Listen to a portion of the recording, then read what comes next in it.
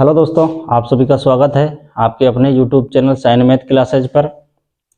हमारा जो सर्किल यानी कि ज्योमेट्री में सर्किल चल रहा है उसका एक क्लास हो गया है।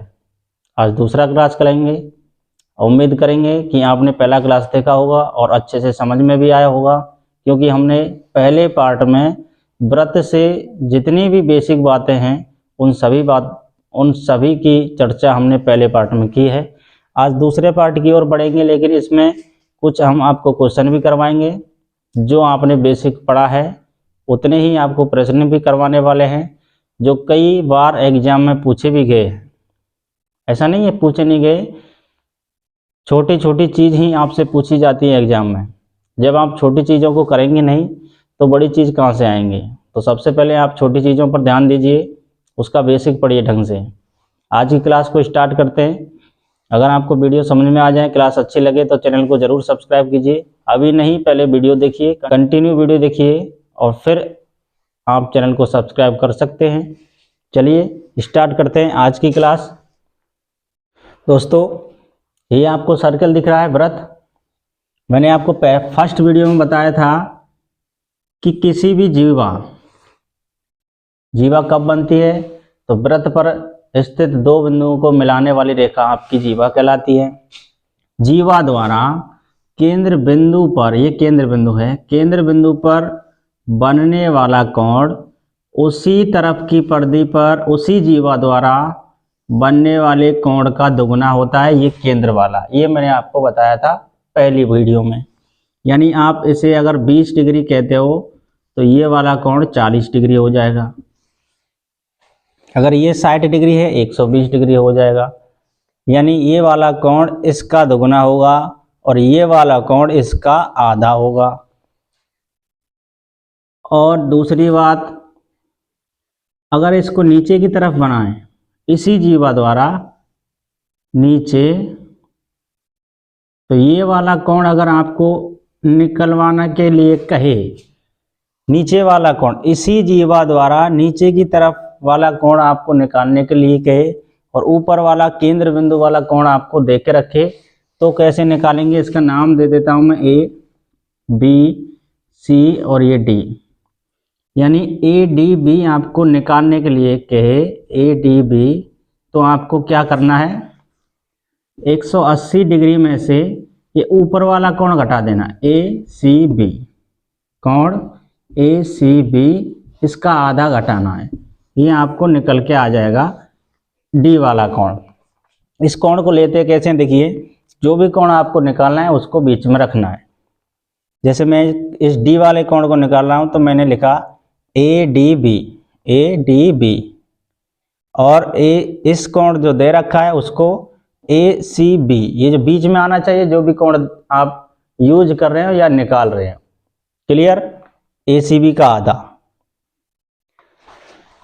और आपको एक पता चल रहा है कि ये पर्दे पर कोई भी स्थित 4 बिंदु, ये भी बात मैंने आपको बताई थी कि व्रत की पर्दे पर स्थित 4 बिंदुओं को जब मिलाते हैं तो कौन सी आकृति बनती है? कौन सी बनती है बताओ?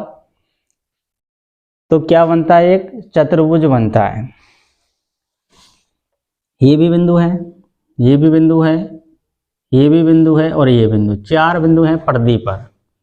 तो चतुर्भुज में क्या होता है, चक्रीय चतुर्भुज में, कि आमने सामने वाले कोणों का योग 180 डिग्री होता है। यानी अब ये वाला कोण आपको निकलवाने के लिए कहे तो कैसे निकालेंगे? तो 180 माइनस ए सी बी कितना है? 40/2, इसको काटेंगे 20 बार में। 180 में से 20 घटाएंगे तो आ जाएगा 160 डिग्री। यानी ये वाला कोण कितना है? 160 डिग्री। आप देखिए चक्रीय चतुर्भुज में होता क्या है कि आमने सामने वाले कोणों का योग 180 डिग्री होता है। ये 20 है, इसके सामने वाला ये है, इसको भूल जाइए अभी। चलिए इसको मैं मिटा देता हूँ पहले। आप देखिए चक्रीय चतुर्भुज दिख रहा है आपको, 1 2 3 4, इसको भी मिटा देते हैं। आप दिख रहा चक्रीय चतुर्भुज, तो ये वाले कोण और ये वाला कोण दोनों मिलके 180 डिग्री होगा, क्योंकि आमने सामने है। तो बताओ 160 डिग्री ये लिख गया और 20 डिग्री ये है ऊपर वाला, तो दोनों मिलके 180 डिग्री हो गया ना। क्लियर? आपको समझ में आ गया होगा। आइए 180 में से घटाना है केंद्र बिंदु वाला कोण, आगे देखिए, ये सर्किल है, ये केंद्र बिंदु है। ये तो मैंने आपको बता दिया कि केंद्र बिंदु पर बनने वाला कोण, एक जीवा द्वारा केंद्र बिंदु पर बनने वाला कोण उसी तरफ की पर्दे पर बनने वाले कोण का दोगुना होता है। ये तो मैंने अभी बताया था। कोई जरूरी नहीं कि यहाँ पर ये कोण है, यहाँ पर भी बना सकते हो आप, ऐसे ऐसे भी बना सकते हो। और एक ही जीवा यूज करनी है, केवल जो जीवा है इसी दोनों छोर से एक ही तरफ की पर्दे, ये जीवा है इसके ऊपर वाले कोण, इसको मान लेते हैं θ1, ये θ2, इसको θ3 बोल देते हैं। तो इसमें होता क्या है कि θ1 बराबर θ2 बराबर θ3, यानी इन तीनों थीटाओं का मान, तीनों कोणों का मान हमेशा समान रहेगा ऐसी आकृति में। जब भी आपको आकृति दे तो कंफ्यूज नहीं होना है, एक जीवा ढूंढनी है, जीवा के एक तरफ जितने भी कोण बनेंगे पर्दे पर वो आपस में कैसे होंगे दोस्तों, समान होंगे। अब आगे देखिए, ये सर्किल है, ये केंद्र बिंदु है। अगर आपसे कह दे कि व्यास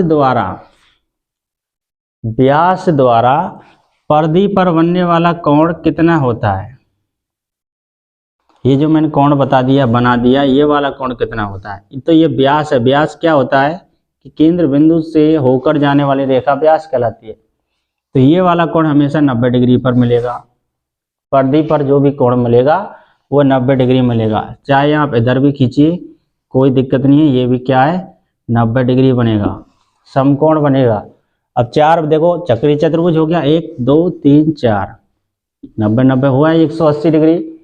क्लियर, समझ में आ गया होगा आपके कि व्यास द्वारा पर्दे पर बनने वाला कोण क्या होगा, समकोण होता है।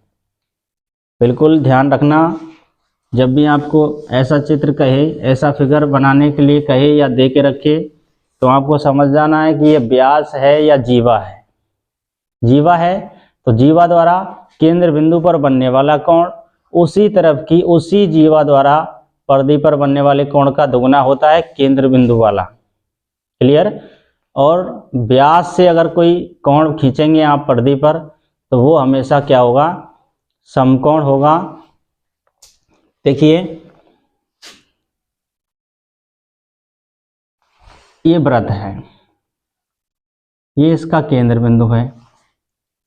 अगर कोई दो जीवा, सुनिए, अगर कोई दो जीवा वृत्त के अंदर किसी बिंदु पर काटें, मैं आपको क्या बता रहा हूं कि वृत्त में कोई जीवा, ये एक जीवा है, इसका नाम दे देता हूं ए और बी, और एक ये जीवा है, इसका नाम दे देता हूं पी और क्यू। ये जो बिंदु है इसको टी बिंदु पर काट रहे हैं, मान के चलो। अंदर ही काटनी चाहिए, बाहर काटेगी उसके लिए अलग बताएंगे, पहले अंदर वाली देख लीजिए। वृत्त के अंदर दो जीवा आपस में प्रतिच्छेद करें, अंदर, बाहर नहीं अंदर, तो उनकी आप लंबाई कैसे निकाल सकते हो। तो देखिए इनमें भी एक संबंध है कि ये जीवा है ए बी, ये जीवा है पी क्यू, ये टी बिंदु पर प्रतिच्छेद कर रहे हैं अंदर, अंदर की तरफ। तो कभी कभी क्या करेगा सवाल कि ये आपको लंबाई दे देगा, ये दे देगा, ये दे देगा, और ये आपसे पूछ लिया जाएगा कि इसकी लंबाई बताओ। तो आप कैसे निकालेंगे, अगर आप इस संबंध को नहीं जान पाएंगे तो नहीं निकाल पाएंगे बिल्कुल। तो देखिए ए टी गुणा बी टी बराबर, ऐसे इसको लीजिए पी टी गुणा क्यू टी। ये संबंध होता है दोस्तों इन जीवाओं में, दोनों में। एक दो तीन चार टर्म है, इसमें 3 टर्म आपको दे के रखेगा, एक टर्म गायब कर देगा और उसी टर्म को पूछेगा कि ये इसकी लंबाई यहाँ से यहाँ तक कितनी है। तो क्लियर, मैं आपको अभी सवाल करवा के बताऊंगा इन्हीं पर, जो मैं बेसिक करा रहा हूँ उस पर सवाल भी लेके आया हूँ आपके लिए 4 से 5। अभी आप इसका संबंध देखिए कि संबंध क्या होता है, फॉर्मूला कैसे बनता है। तो दो जीवा आपस में वृत्त के अंदर ही काटनी चाहिए, तब उनमें यह संबंध होता है। और अगर बाहर की तरफ काटे तब क्या संबंध होता है, चलिए उसको भी सीख लेते हैं पहले, ये तो आपकी समझ में आ गया होगा। ये वृत्त है, ये दो जीवा हैं, इसका नाम ए बी, और इस जीवा का नाम दे देता हूं मैं, आगे की तरफ काटेंगे यहाँ पर सी और ये डी, और ये मान के चलो इस बिंदु पर टी बिंदु पर काट रहे हैं। ये बिंदु का नाम है जो यहाँ प्रतिच्छेद कर रहे हैं, इसका नाम है टी बिंदु। तो अब कैसे निकालेंगे? अब वृत्त के अंदर अलग तरीका है, वृत्त के बाहर अलग तरीका है, दोनों को इसलिए मैं बता रहा हूँ आपको, कंफ्यूज मत होना। अंदर वाले में क्या होता है कि दो टुकड़े में बटी होती है वो जीवा, तो आधा गुणा आधा, फिर ऐसे जी दूसरी जीवा आधा गुणा आधा ऐसे।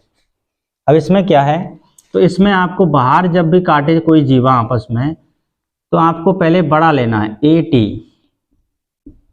टी गुणा छोटा वाला बी टी, फिर ऐसे इसको लेना है सी टी गुणा ए टी, बड़ी वाली लेनी है पहले ए टी गुणा फिर छोटी वाली लेनी है बी टी बराबर, ऐसे ही इसको लीजिए सी टी इंटू ये वाली डी टी, या टी डी कर सकते हो या डी टी कर सकते हो, कुछ भी कर सकते हो, ऐसे ही इसमें होता है।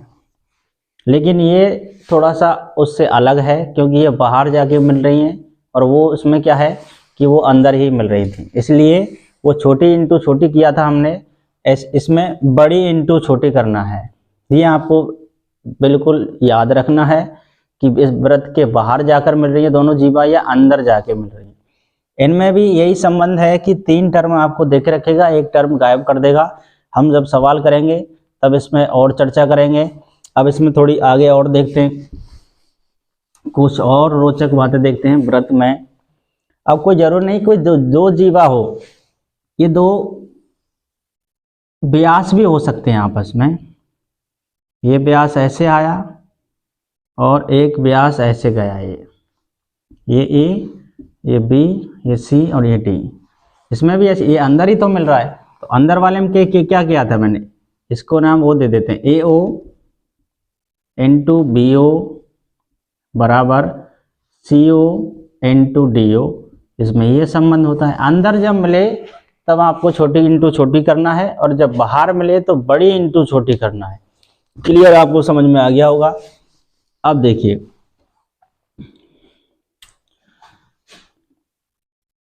ये वृत्त है,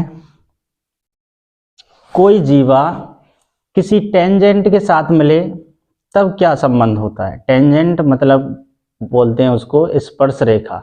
स्पर्श रेखा क्या होती है कि वृत्त पर स्थित कोई एक बिंदु को छूते हुए कोई रेखा जाए, बाहर नहीं भीतर नहीं घुसे उस वृत्त में, बाहर से इस कोई भी एक बिंदु को वृत्त पर स्थित एक बिंदु को छूते हुए जाए, उसको बोलते हैं स्पर्श रेखा यानी कि टेंजेंट। ये एक वृत्त है और ये मैंने टेंजेंट खींच दी, टेंजेंट नहीं सॉरी जीवा खींच दी। अब इससे होकर एक स्पर्श रेखा जा रही है ऐसे, और इस बिंदु पर ये मिली, इसका नाम दे देता हूं मैं P, इसका नाम ए बी सी। तो इसमें क्या संबंध होता है, कोई भी स्पर्श रेखा यानी टेंजेंट किसी जीवा के साथ बाहर प्रतिच्छेद हो तो उनमें क्या संबंध होता है, तो बिल्कुल ए पी बड़ी वाली लेनी है इंटू छोटी वाली बी पी, ये दो भागों में जीवा बांटनी है आपको, टेंजेंट नहीं, जीवा ये है तो ए बी बड़ी वाली फिर बी पी, फिर क्या होगा, अब जीवा स्पर्श रेखा का नंबर है पी सी या सी पी, इसका वर्ग, स्पर्श रेखा यानी टेंजेंट का आपको वर्ग करना पड़ेगा, तब जाके आपको टेंजेंट निकलवाने के लिए कह सकता है, बीपी भी कह सकता है और ए बी भी कह सकता है, या पूरी जीवा की लंबाई आपसे पूछ सकता है, कुछ भी कह सकता है सवाल में। जब हम सवाल करेंगे तब आपको और अच्छे से समझ में आ जाएगा। अभी आप इधर इतना ध्यान रखिए कि जीवा के साथ कोई टेंजेंट किसी बाहर किसी बिंदु पर मिलती है तो बड़ी वाली भुजा इंटू छोटी वाली भुजा बराबर होगी इस टेंजेंट के वर्ग के बराबर। क्लियर, चलिए एक बात और, ये वृत्त है, ये केंद्र बिंदु है, ये इसकी दो त्रिज्याएं हैं और त्रिज्याओं के बीच में जो आपको दिख रहा है इसको बोलते हैं त्रिज्यखंड। लेकिन ये छोटा है तो इसको बोलेंगे लघु त्रिज्यखंड, ये बड़ा वाला है इसको बोलेंगे दीर्घ त्रिज्यखंड। इसमें चाप और है एक, ये जो मैं आपको अंडरलाइन कर रहा हूँ इस पर, इस वृत्त की जो पर्दी है, पर्दी का हिस्सा है, इसको बोलते हैं चाप। लेकिन ये छोटी है तो इसको बोलेंगे लघु चाप। और ये वाली पर्दी ये बड़ी आपको दिख रही है तो इसको बोलेंगे दीर्घ चाप। क्या बोलेंगे? दीर्घ चाप। ये क्षेत्रफल आयतन में याद रखना है, अभी तो नहीं लेकिन अभी भी आप याद रखो इसको कि लघु चाप पर्दी का ही हिस्सा होता है, दीर्घ चाप जो पर्दी का शेष हिस्सा जो भी बच चुका है, बच गया है, उसको बोलते हैं दीर्घ चाप। आगे ये वृत्त है। सवाल पूछेगा कि एक वृत्त पर बाह्य बिंदु से कितनी स्पर्श रेखाएं खींच सकते हैं। किसी बाह्य बिंदु से वृत्त पर कितनी स्पर्श रेखाएं खींच सकते हैं। ये कई बार आ भी चुका है सवाल कि मान लेते हैं कोई भी बिंदु यहाँ पर P है, इस बिंदु से इस वृत्त पर कितनी स्पर्श रेखा खींच सकते हैं। तो आप इस वृत्त पर केवल 2 स्पर्श रेखा खींच सकते हैं। और ध्यान रखना है आपको मेन बात, इन दोनों त्रिज्याओं की, इन दोनों टेंजेंटों की लंबाई हमेशा आपस में कैसी होगी? बराबर होगी। यानी AP बराबर BP, ये संबंध होता है दोनों टेंजेंटों में। बाह्य बिंदु से स्पर्श रेखा केवल 2 खींच सकते हैं, चाहे वो आप इधर AP इधर बिंदु बनाए, आप इधर भी बना सकते हो, यहाँ से भी 2 स्पर्श रेखा खींच सकते हैं। क्लियर ना? कोई एक बिंदु से बाहर से 2 ही स्पर्श रेखा खींच सकते हैं। वृत्त पर तो अनंत बिंदु होते हैं, तो वृत्त पर अनंत ही हम स्पर्श रेखा खींच सकते हैं, किसी बाह्य बिंदु से नहीं, उसी बिंदु से वृत्त पर स्थित एक बिंदु से केवल 1 स्पर्श रेखा खींच सकते हैं, जो मैंने आपको पहले पार्ट में आपको बता दिया, याद होगा शायद। ये इसका सेंटर पॉइंट यानी केंद्र बिंदु। केंद्र बिंदु से जब स्पर्श बिंदु को मिलाते हैं, स्पर्श बिंदु कहाँ होगा? तो यहाँ जो ये टेंजेंट किसी एक बिंदु को छूते हुए गई है तो उस बिंदु को बोलेंगे हम स्पर्श बिंदु। यानी केंद्र बिंदु को जब स्पर्श बिंदु से मिलाते हैं तो वहाँ पर क्या बनता है भाई? समकोण बनता है। आप उधर भी खींच सकते हो, ये भी स्पर्श बिंदु है, ये केंद्र बिंदु है, केंद्र बिंदु से हमने स्पर्श बिंदु को मिला दिया तो यहाँ पर क्या बना? समकोण बन गया। अब आपको क्या करेगा कि ये वाला कोण पूछ लेगा, कभी कभी ये वाला कोण आपको दे देगा। इसको मान लेते हैं, मान के चलो 40 डिग्री है ये वाला कोण बताइए। तो आप कैसे बताएंगे? तो आपको एक चतुर्भुज दिख रहा है, 1 2 3 4, ठीक है। चक्रीय चतुर्भुज नहीं है ये। चक्रीय चतुर्भुज क्या होता है कि वृत्त की परिधि पर स्थित 4 बिंदुओं को मिलाने वाली जो रेखा आकृति बनती है उसको बोलते हैं चक्रीय चतुर्भुज। ये चक्रीय चतुर्भुज नहीं है। हाँ, एक चतुर्भुज तो है लेकिन चक्रीय चतुर्भुज नहीं। चतुर्भुज में क्या होता है, नियम क्या है इसका कि आमने सामने वाले कोणों का योग 180 डिग्री होता है। जैसे 90 और 90 ये 180 हो गया तो ये भी 180 होना चाहिए। चतुर्भुज में चारों कोणों का योग 360 डिग्री होता है।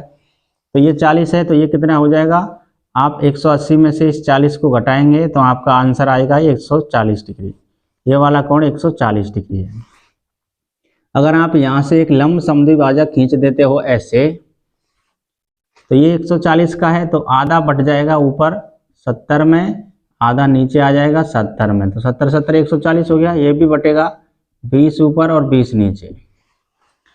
तो आप यदि ये तो जानते होंगे कि त्रिभुज के तीनों अंत्यकोणों का योग कितना होता है, तो 180 डिग्री होता है। वो मैंने त्रिभुज वाली वीडियो में बता रखा है आपको।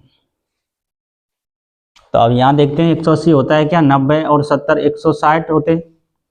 90 70 109 7 16 और 1 0 160 होते हैं और 20 ये है। तो 160 और 20 180 हो गया। 180 नीचे भी हो गया, यानी दोनों त्रिभुज 180 डिग्री है। तीनों अंत्यकोणों का योग इसमें भी 180 डिग्री है। 180 और 180 दोनों मिलाएंगे तो 360 डिग्री हो जाएगा कि नहीं हो जाएगा? चतुर्भुज के चारों कोणों का योग 360 डिग्री होता है। चलिए अब आपको कुछ इस पर क्वेश्चन करवाएं ताकि आपकी समझ में आ जाए हमने जो बेसिक पढ़ा है उस पर सवाल किस प्रकार से आते हैं। आइए दोस्तों, आपके सवाल आपके सामने है, स्क्रीन पर आपको दिख रहा होगा साहब। दी गई आकृति में पी क्यू बराबर 12 सेंटीमीटर, बी क्यू बराबर 8 सेंटीमीटर, तो जीवा ए बी की लंबाई ज्ञात कीजिए। मैंने अभी आपको थोड़ी देर पहले इसका बेसिक समझा दिया है। अब आप सवाल कीजिए। देखिए ये जीवा है ए क्यू जीवा है इसमें, और ये पी क्यू क्या है, स्पर्श रेखा, टेंजेंट। तो टेंजेंट और स्पर्श रेखा यानी जीवा में क्या संबंध होता है। तो ए क्यू क्या बताया मैंने, ए क्यू इंटू छुटका वाला बी क्यू बराबर टेंजेंट का स्क्वायर। अब देखिए कैसे निकालें। ए क्यू देखिए इसमें क्या है, ए क्यू क्या है इसमें, तो ए क्यू आपको निकालनी है क्या, ए बी निकालनी है। तो ए क्यू तो आपको पता नहीं, तो ए क्यू की जगह हम यहाँ एक्स लगा दें, ए क्यू इंटू बी क्यू बराबर पी क्यू का स्क्वायर, यानी दोनों जीवाओं का गुणा यहाँ से यहाँ तक, फिर यहाँ से यहाँ तक ऐसे किया, या यहाँ से यहाँ तक करना है, यहाँ से यहाँ तक करना, ध्यान रखना यहाँ से यहाँ तक करते हैं कब, जब अंदर मिलती है दोनों स्पर्श रेखा। बाहर वाले पॉइंट पर अलग नियम है इसका, ए क्यू बड़ा वाला, फिर बी क्यू छोटा वाला, फिर पी क्यू का स्क्वायर, इस टेंजेंट का वर्ग।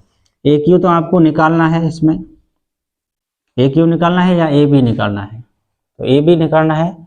ए क्यू कितना आएगा देखते हैं, ए क्यू इंटू बी क्यू कितना है 8 सेंटीमीटर बराबर पी क्यू कितना है 12, तो 12 का वर्ग ए क्यू इंटू 8 सेंटीमीटर, 12 का वर्ग होता है 144। अब आप 8 से काट सकते हो उसको, 8 2 8 एकम 8, कितना बच गया 6, 8 8 64, यानी ए क्यू कितना आ गया 18। यहाँ से यहाँ तक 18 है, आपको यहाँ से यहाँ तक तो दे रखिए 8 सेंटीमीटर, तो ये कितना हो गया, तो ये हो जाएगा 10 सेंटीमीटर। अब 10 और 8 कितना होगा 18, यानी ए क्यू का मान कितना हो जाएगा 18 हो गया। दोस्तों समझ में आ गया होगा सवाल। आइए अगला सवाल देखते हैं। आइए दोस्तों, दूसरा सवाल आपके स्क्रीन पर लग चुका है। दी गई आकृति में x का मान ज्ञात करो। ऐसा ही सवाल है जैसे हमने थोड़ी देर पहले किया था, यानी दो जीवा ये हैं। अब इसमें टेंजेंट नहीं है, दो जीवा हैं। टाइप समझिए कौन से टाइप का प्रश्न है। दो जीवाएं किसी बाहर वाले बिंदु पर मिल रही हैं, तो इनमें क्या संबंध बताया था मैंने, तो इनमें संबंध बताया था बड़ी वाली भुजा यानी बीपी गुणा छोटी वाली एपी बराबर बड़ी वाली डीपी इंटू ये वाली सीपी, यही बताया था। अब बीपी कितना दिया है इसमें, तो बीपी कहाँ पर है, ये बीपी है, तो बड़ी वाली भुजा कितनी दी है 9 और 6 15 इंटू एपी कितनी है तो 6, डीपी कितनी है तो डीपी x प्लस 5 या 5 प्लस एक्स, सीपी कितनी है 5 सेंटीमीटर। अब 5 से इस 15 को काट सकते हो, 5 तिया 15, तो 6 तिया कितना होते हैं 18 बराबर x प्लस 5।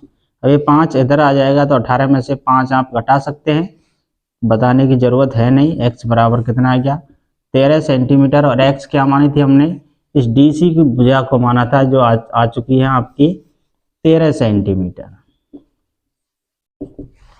क्लियर दोस्तों, आपको समझ में आ गया होगा दोनों टाइप के प्रश्न। आइए कुछ अगले टाइप के प्रश्न को आपके सामने लगाते हैं। आइए दोस्तों, अगले टाइप का प्रश्न है, दी गई आकृति में थीटा का मान ज्ञात कीजिए। ये जो थीटा है ना, ये आपको बताना है इसमें कि ये इसका मान कितना होगा। सबसे पहले इस आकृति को देखिए जरा ध्यान से कि एक जीवा है बी सी। क्या जीवा है, बी और सी। वृत्त की परिधि पर स्थित दो बिंदुओं को मिलाने वाली रेखा आपको जीवा कहलाती है। अब जीवा के एक तरफ परिधि पर ये वाला दोनों छोर से 30 डिग्री बन रहा है, और इसी जीवा से उसी तरफ की परिधि पर ये भी कोण बन रहा है, तो ये भी कोण कैसा होगा, समान होगा। मैंने आपको पहले ही बता दिया है कि किसी वृत्त में एक जीवा से उसी तरफ की परिधि पर जितने भी कोण ये आपस में बनेंगे ना, ये सभी कोण आपस में कैसे होंगे? समान। ये वाला कोण, ये वाला कोण, ये वाला कोण, आपस में तीनों कोण कैसे होंगे? समान होंगे। अभी मैंने आपको जब क्लास स्टार्ट कराई थी तब आपको ये चीज़ बताई थी, आपको याद होगी। ये वाला कोण आपको निकालना है। तो जरा इसको देखिए आप, ये वाला त्रिभुज दिख रहा है आपको? त्रिभुज दिख रहा है। त्रिभुज के तीनों कोणों का योग कितना होता है? 180 डिग्री होता है।